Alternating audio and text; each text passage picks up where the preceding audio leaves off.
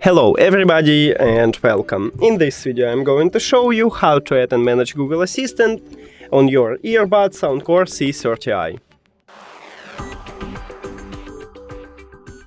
You have to start by opening the application, because firstly we need to add it to the gestures. And go to the controls here.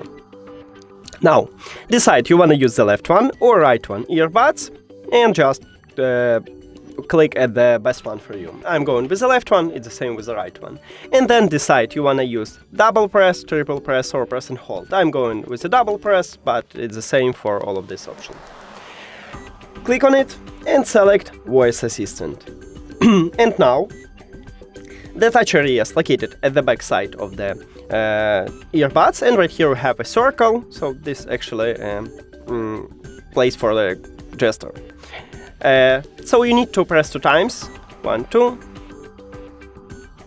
and as you can see, Google Assistant is awake, so it worked. Thank you for watching this video. If you found it helpful, please consider subscribing to the channel and leave a like on the video. See you later!